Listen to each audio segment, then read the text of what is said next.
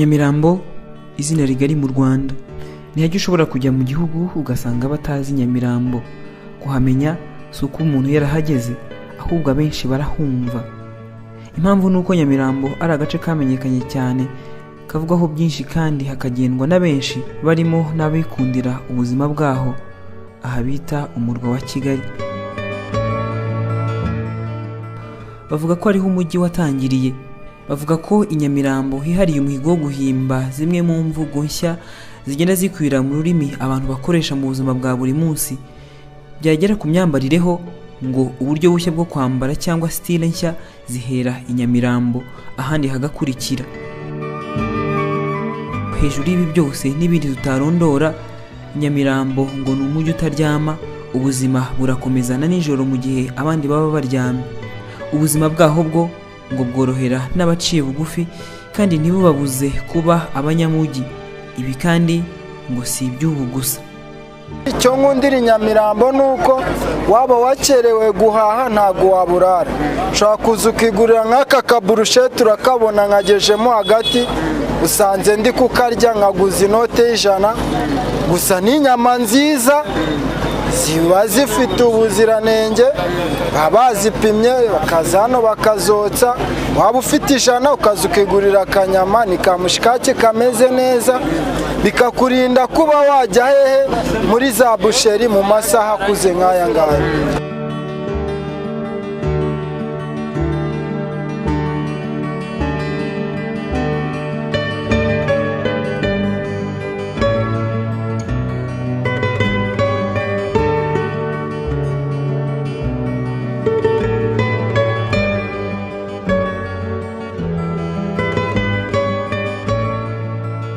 Muri aka kanya tugiye kureba neza Nyamirambo iyo ariyo.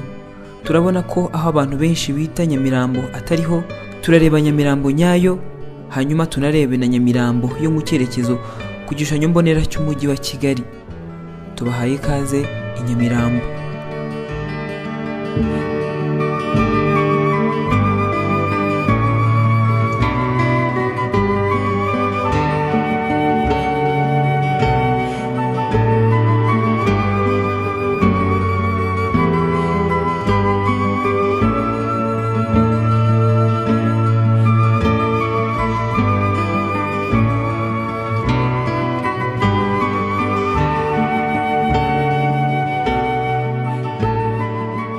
Benshi bita Nyamirambo ni igice kimwe cy'akarere ka Nyarugenge y'umujyi wa Kigali, aho usanga imirenge myinshi ifite igice kiri ahantu bazi nka Nyamirambo.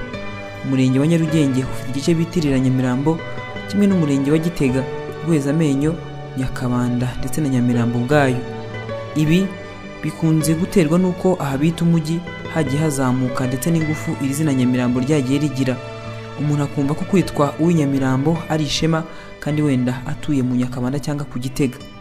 Nk'izina rigari rero, Nyamirambo ngo ifite amateka maremare uhereye no ku izina ubwaryo. Mu ikubitiro rero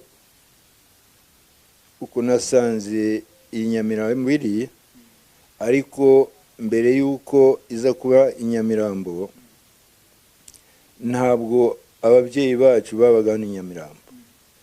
Babaga hariya ku mangazini, ufatiye hariya ku musigiti urahabona, ndetse ukaza kiriya gice kimwe cy'amaduka ukaza ukagira hano kuri feruje ya Gakingiro, aho niho hari hatuye abayisilamu. Noneho biza kugaragara yuko igihe cy'ubukoroni Ababiligi bashaka kwimura abayisilamu bari batuye hariya, ariko banga kubimura batabanje kubagenera aho bazatura. Nibwo bafataga iyi Nyamirambo kwitwa Nyamirambo, ubundi ni ahantu hajyanwaga imirambo. Ni naryo iryo zina aho ryakomotse hitwa Nyamirambo. Ubwo baca imihanda babapimira amaparcelle y'ukuntu bagomba kuba muri Nyamirambo.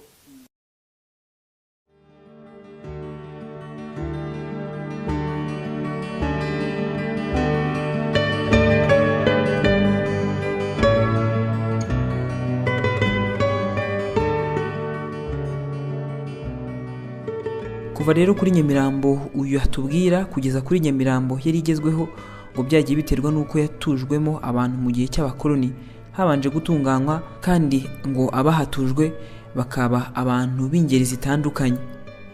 Nyuma hagiye haturwa n'abantu bari bazi imirimo itandukanye nanone itari imenyerewe mu mujyi wa Kigali.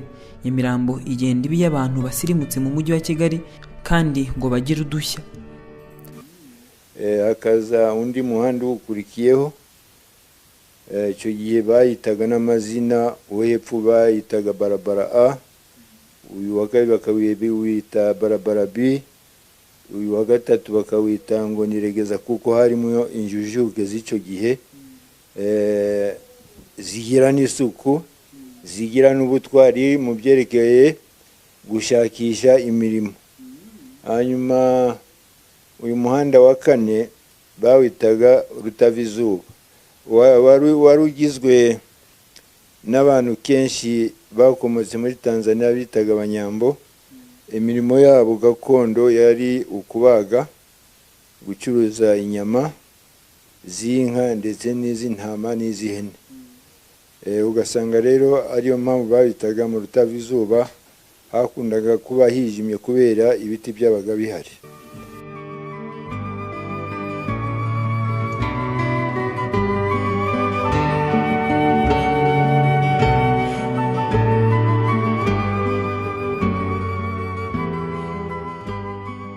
Iyi ni Nyamirambo abenshi twamenye tubwiwe, Nyamirambo y'imibereho, Nyamirambo y'itandukaniro. Ni Nyamirambo kandi ifite icyerekezo cyo kuzaba intangarugero kurushaho, Nyamirambo nziza ku gishushanyo mbonera cy'umujyi wa Kigali. Wareba muri rusange ku gishushanyo mbonera cy'umujyi wa Kigali, muri rusange ubusanga umurenge wa Nyamirambo ari umurenge wagenewe ibikorwa byo gutura. Muri rusange ni ufite igice kinini cyagenewe guturwa, ariko mu buryo bwo gutuza nanone abantu benshi ku butaka buto.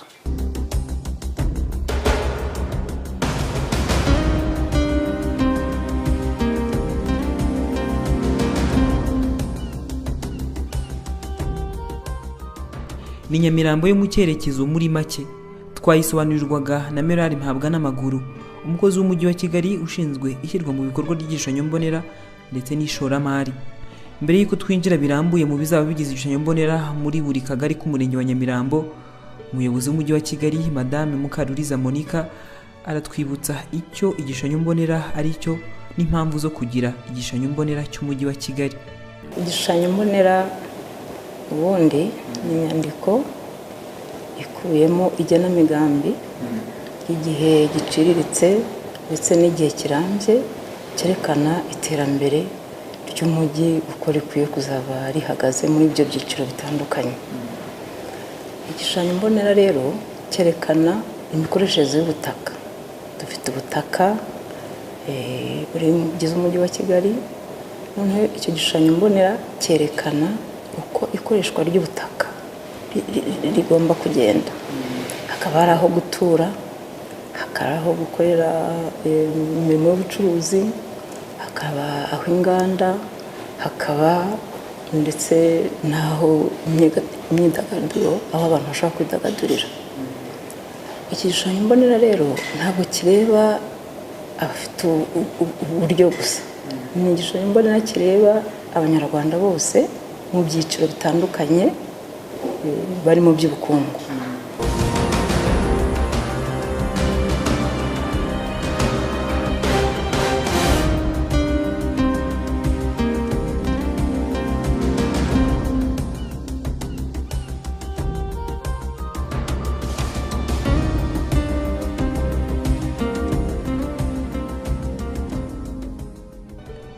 Tugarutse gato ku murenge wa Nyamirambo, ubu ni umurenge ufite igice kinini cy'umujyi n'ubundi hazwi nka Nyamirambo. Igice kigizwe n'utugari twa Kivugiza ndetse na Mumena, ikagira n'ikindi gice cy'icyaro kigizwe n'utugari twa Rugarama ndetse na Gasharu. Twasuye abaturage bo muri uyu murenge batuganirira icyo Nyamirambo ivuze kuri bo.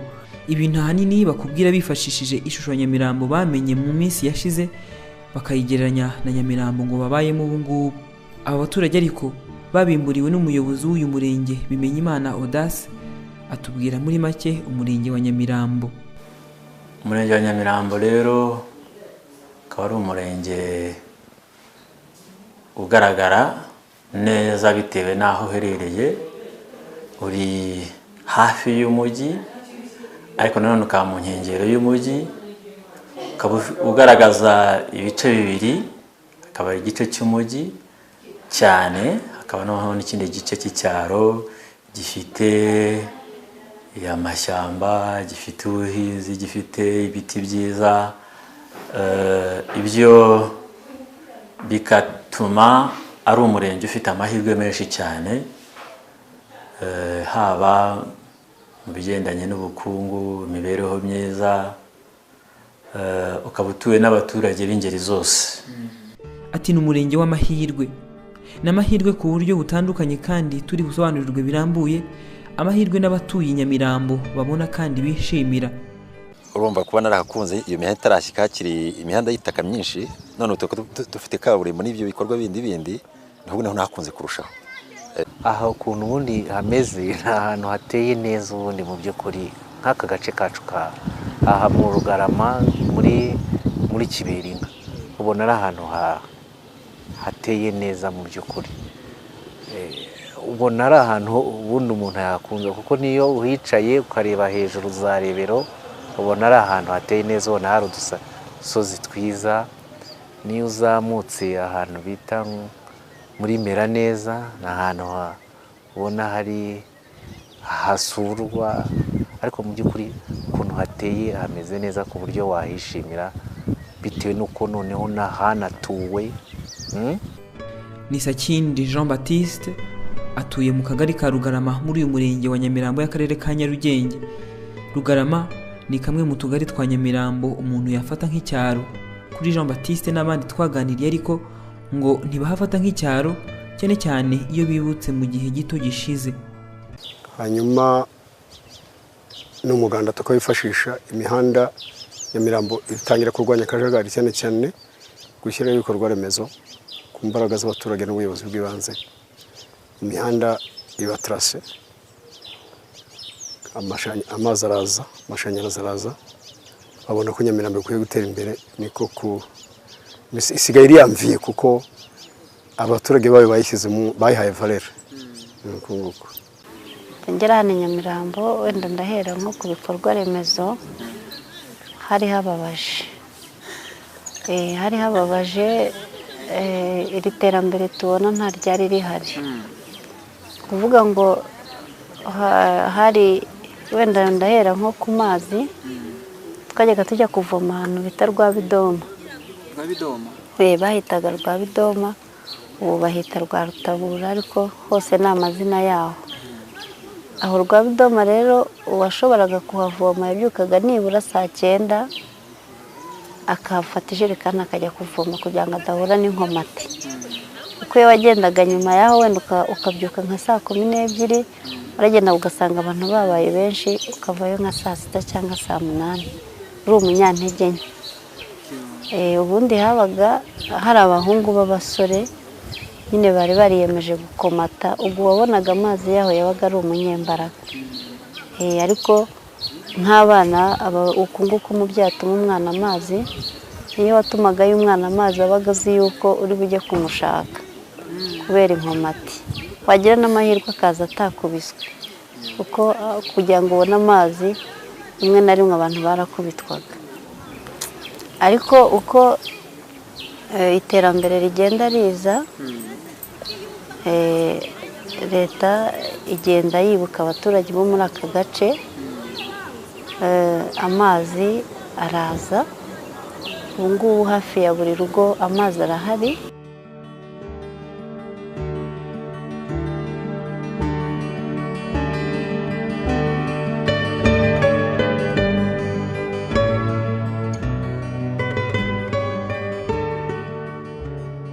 Amazi n'umuriro gusa aba baturage bishimira, n'ibindi bikorwa remezo ngo byateye imbere ku buryo budasubirwaho mu buzima busanzwe nabwo ngo nuko barashima iterambere. Clip iterambere. Urumva ko mu by'ukuri hari aho iterambere rigenda iterambere rirahari, usibye nanjye n'abandi baturage bararibona, baranaryishimira. kandi ubu wenda kereka umuntu utabireba cyangwa umuntu w'impumyi, ariko mu by'ukuri iterambere dufite ubu ngubu nta muntu utaryishimira. hari itandukaniro rikomeye cyane kandi rinini rigaragara. ngera hano muri 2004 ntabwo amazi yose yari ahari, ntabwo amazi yari ahari, nta muriro wari uhari. Ningo nke zari zifite, icyo mvuga nuko ningo nke zari zifite umuriro nke cyane zishoboka. ariko kugeza muri kano kanya buri muturage wese cyangwa se buri muntu wese utuye mu uyu murenge uhereye muri Akagari turimo afite amazi, afite n'umuriro. N'udafite ayo mazi suko ari ukuyabura cyangwa suko ari kure kuyakurayo. Amazi amuca hafi ku buryo ubushobozi kugenda bwiyongera bw'umuntu ku giti cyiwe, ayo mazi abasha kuyakura. So urumva rero kugeza muri kugeza ubu ngubu tuvugana biratandukanye cyane, bitandukanye gikomeye cyane ko n'ibyo nta n'imihanda twari dufite.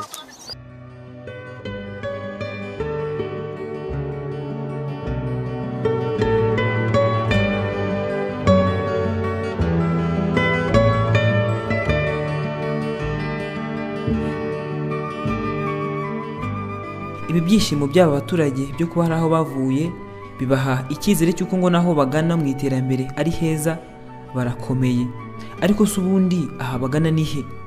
Merari Mpabwa n'amaguru arahadusobanurira yifashishije igishushanyo mbonera cyihariye cy'umurenge wa Nyamirambo mu kagari ka Rugarama.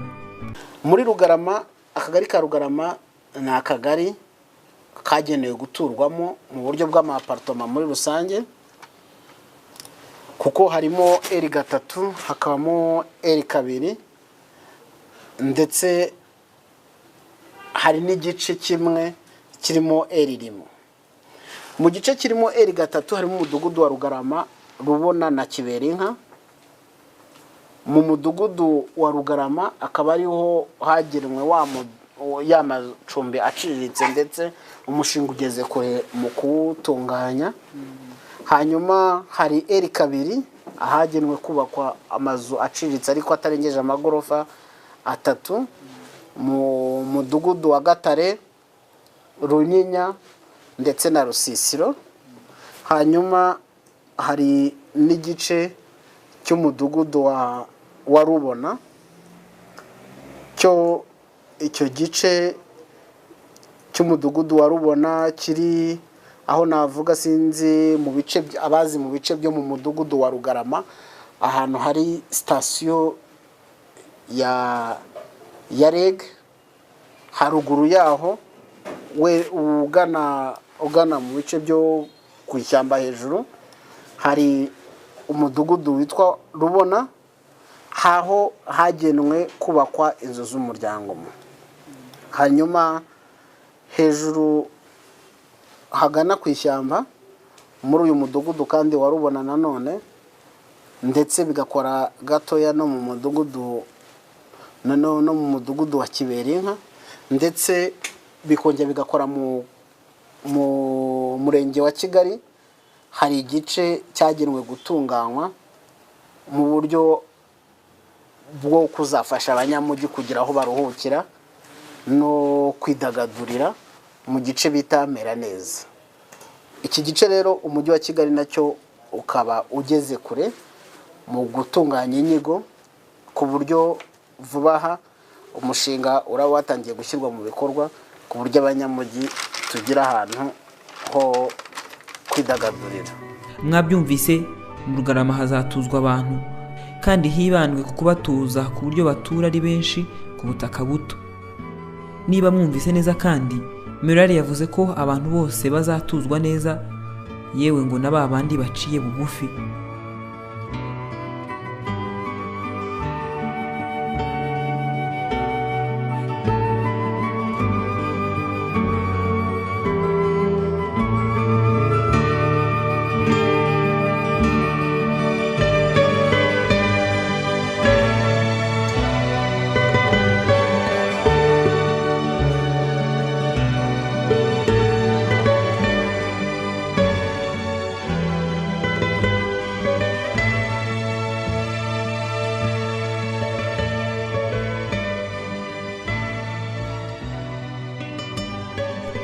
Akagari ka Gasharu ko ngo gafite igice kitari gito cyahariwe kubungwabungwa n'ikindi gice kizatuzwamo abantu kandi b'ingeri zose. Aha hagenewe kuzatuzwa abantu benshi kandi ku butaka buto ngo hagomba kubanza hagatunganywa hagashyirwa ibikorwa remezo by'ibanze nk'imihanda, amazi ndetse n'amashanyarazi. Hari akagari ka Gasharu. Akagari ka Gasharu nako bigaragara yuko nubwo gafite igice kinini cyagenewe kubungwabungwa no kongeramo amashyamba kugira ngo umujyi urusheho kugira ubuzima. Icyo gice kiri mu midugudu ya Kagunga, Karukoro na Rwintare. Hari n'igice nanone cyagenewe guturwamo mu buryo bw'amapartoma ashobora kugera ku magorofa 7 mu midugudu ya Kagunga na Karukoro. Muri ibi bice by'imidugudu ya Kagunga na Karukoro, hanyuma hakaza ndetse n'igice cyagenewe guturwamo, igice gitoya gifatanye n'umudugudu wa Rubona wo mu kagari ka Rugarama. Iki gice kikaba cyaragenewe guturwamo cyangwa se kubakwamo amazu y'umuryango umwe. Ibi bice byagenewe guturwamo mu by'ukuri kugeza uyu munsi ubona yuko ubutaka bwaho butaratunganywa neza, ndetse uturere navuga muri rusange, akarere ka Nyarugenge katangiye gahunda yo gukata imihanda cyangwa se gutunganya, gukora parcellation plan mu bice byinshi byagenewe guturwamo kugira ngo ibikorwa remezo by'ibanze nk'imihanda n'amazi bigira aho bigomba kunyura kugira ngo abaturage barusheho gutura neza.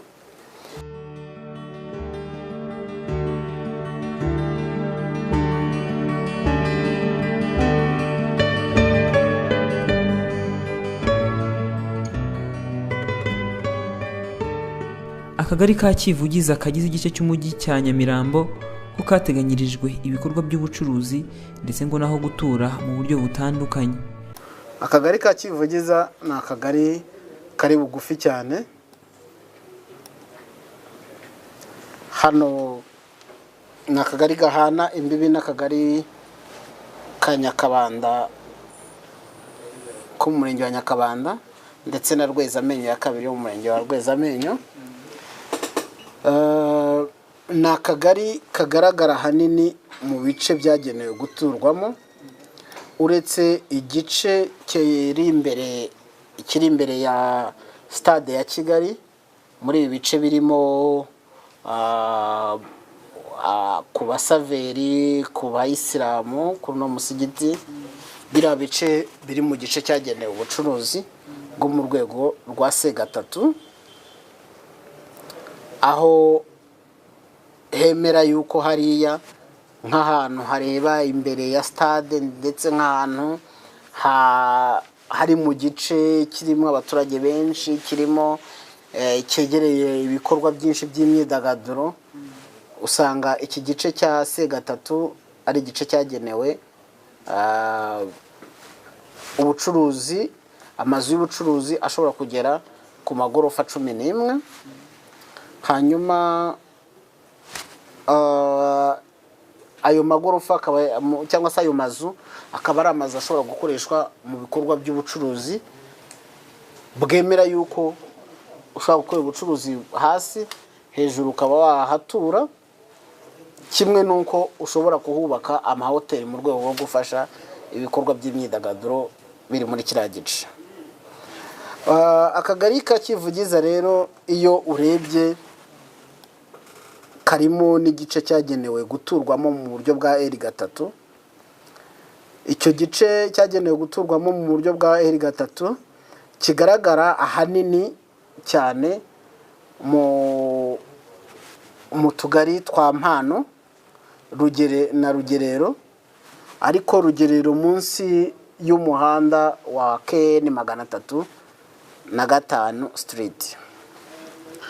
Hari n'igice cyagenewe guturwamo mu buryo bwa L2 yemera amagorofa ashobora kugera kuri 4, ni mu buryo bw'amapartoma.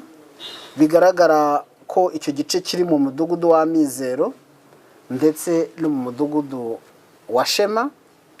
Hakaza ahagana hejuru muri Kivugiza, iyo umuntu azamutse hejuru muri Kivugiza, ahagana hejuru mu midugudu ya Muhoza, Muhabura, Gabiro n'Ingenzi, hari igice cyagenewe guturwamo mu buryo bwa R1A.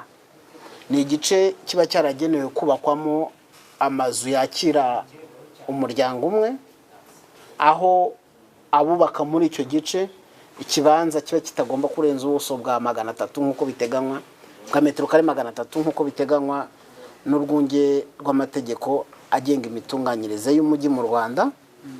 Ndetse muri iki gice nacyo wareba ugasanga kiracyasaba ko kirushaho gutunganywa kugira ngo hajyemo ibikorwa remezo. Hanyuma muri kano kagari iyo urebye mu midugudu imwe ni navuga hafi ya yose, yaba ari muri Gabiro, Ingenzi, Muhabura na Muhoza, ubusanga hari ahantu hari ubuhaname burenze 40%. Ubundi mu bigendanye n'imitunganyirize y'umujyi n'imyubakire, ahantu hari ubuhaname bwa 40% ubusanga ari ahantu hashyira mu kaga ubuzima bw'abahatuye. Ngira ngo n'ibintu bizwi, iyo uharebye ni hahantu umuntu ataha bikamusaba ko akamba kandi yagendaga neza. Aha rero bikaba bisaba yuko ahantu habungwabungwa, kuko n'ahantu haba hakomye, hagaterwa ibiti, ndetse bikanafasha muri refreshment cyangwa se gutanga umwuka mwiza mu mujyi mwiza, mu mujyi wacu wa Kigali. Ku Mumena ho naho hagenewe guturwa ndetse n'ibikorwa by'ubucuruzi, cyane cyane ku gice cyegereye umuhanda munini uturuka kuri rompoye mu mujyi, umuhanda KN2 Avenue. Aka kagari ka Mumena nako igice kinini cyako kiri mu gice cyagenewe guturwamo mu buryo bwa R2, aho cyemera amazu ashobora kugera ku magorofa 3, ndetse nacyo wakireba kino gice ukaba ubona yuko ari igice n'ubundi nacyo gisaba yuko ibikorwa remezo byaho bitunganywa. Iki gice cyo guturamo iyo urebye ubusanga ari igice nanone cyashyiriweho ibindi bikorwa remezo by'ibanze kugira ngo abaturage badakora ingendo nini, kuko nk'iyo urebye mu midugudu imwe n'imwe y'aka kagari ikora ku muhanda wa KN2 Avenue, usanga hari igice cyagenewe ubucuruzi bwo mu rwego rwa C3A, aho hajyamo amabutike n'ibindi, ndetse amazu yemewemo akaba ari amazu ashobora kugera ku magorofa 3, ndetse ayo mazu akaba nayo yemera yuko guhera ku igorofa ya 2 kuzamura hejuru hashobora gukoreshwamo mu bikorwa byo guturamo, ariko hasi gakorerwa mu bucuruzi. Muri aka kagari kandi hari ahantu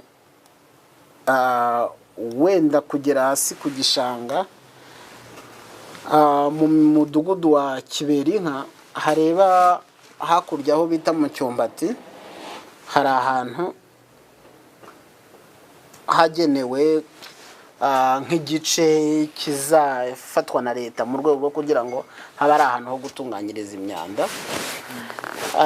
Ndetse hari n'ibice byinshi cyane biri muri kano kagari, ariko ubusanga bigenda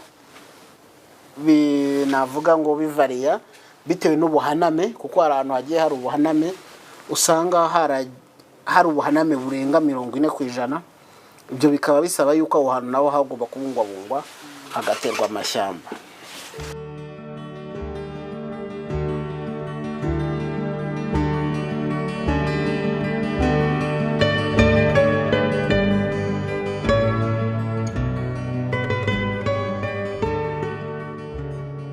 Ibi byose bizaba bigize Nyamirambo nziza mu minsi iri imbere, Abayituye ubu bemeza ko bishoboka bashingiye kuri byinshi birimo ubushake bwa buri wese, ariko nanone ngo bakagira ibyifuzo cyangwa uko babona ibintu byakorwa bigafasha buri wese kugira uruhare muri uru rugendo. Birashoboka cyane, impamvu nk'umuntu wabaye muri iki gihugu ubundi yewe narokokeye hariya mu Giporoso. Urumva rero uyu munsi wa none iyo urebye ukuntu igihugu cyasenyutse muri 1994, iyo ubirebye ubundi ukareba uburyo cyasenyutse mu buryo budasanzwe, rero gutakaza abantu barenga miliyoni n'abandi ndetse wenda umuntu bose abagiye bagwa mu mayira, bagiye bose bumva ni ubutunzi bwapfuye bw'igihugu. Amazu barasenya, imihanda irapfa, amashanyarazi baratwika, inganda ibintu byose barasahura. Urumva rero igihugu cyarangiritse mu buryo budasanzwe. Ariko none wirebye kuva 1994 ukageza uyu munsi nta kidashoboka. Hari ingero zifatika, reba nk'imihanda, reba nk'uriya muhanda ujya za Bugesera, ureba iriya mihanda Kicukiro, ureba amazi, ibikorwa, amavuriro, amashuri. Kera nta mashuri yahabaga, kwiga byari ikibazo gikomeye. Kwiga wasangaga umuntu kugira ngo uzige higa umwana ise afite ubushobozi, ari umwana w'umuyobozi, w'umutegetsi runaka, w'ibintu runaka. Ariko abana bose barajya mu ishuri bakiga, adafite uburyo leta ikabishyurira. Urumva rero ibyo byose ni byinshi umuntu yakavuze, gusa na byonyine ku mashanyarazi. Ubwo rero hari ibintu byinshi ubona nta kidashoboka, kuko iyo nkubwira nta nubwo ari ibintu byose birashoboka muri isi ya Nyagasani. Icyangombwa ibintu ni ubushake. Ahari ubushake ibintu byose birashoboka. Ahari ubushake, buri ikintu kibura ni ubushake, ariko ubushake iyo buhari ibintu burya biroroha. Ubushake ngo bushobora gutuma umuntu agera ku cyo yifuza icyo ari cyo cyose, kandi n'ubundi bajya bavuga ko gushaka ari ugushobora. Nibwo butumwa ababinyamirambo batanga nk'impamba y'Abanyarwanda ku kugera ku byo bifuza. Aba kandi hari n'icyo basaba. Ntabwo mu by'ukuri navuga ko urugamba rw'iterambere rwageze aho rujya. Urugamba rw'iterambere rugomba gukomeza, ahubwo wenda icyo twe dusabwa bwa mbere nk'abaturage ni ukugendana n'ubuyobozi bwacu muri rwa rugamba rw'iterambere, no guhindura aho dutuye, no guhindura imyumvire, kuko twese ntabwo twumva kimwe. Haracyari urugamba rero rwo guhindura abantu bake batari bumva, ariko binagendana n'uko leta nayo icyo tuyifuzaho ni uko mu by'ukuri yajya igaruka, kandi n'ubundi iragaruka, iratwegera, ariko ntihweme nk'uko n'ubundi yabyiyemeje, ikagaruka buri gihe, ikongera ikaganira na ba baturage, n'ubundi abaturage bagakomeza kugira impinduka mu iterambere ry'igihugu cyabo. Nimba ari ibitekerezo bishyashya bije, abaturage bakabigiraho komantere, noneho leta nayo igakora ibintu koko n'abaturage biyumvamo, bibonamo. Ikintu gituma abaturage batinda kubyumva, njye mbona kuko bivuze nanjye pour être franc, nuko iyo bababwiye igikorwa gitinda gushyirwa mu bikorwa. Ariko iyo abantu bumvikanye na population yamaze kumenya ko umugugi ukwiye kuba viabilize,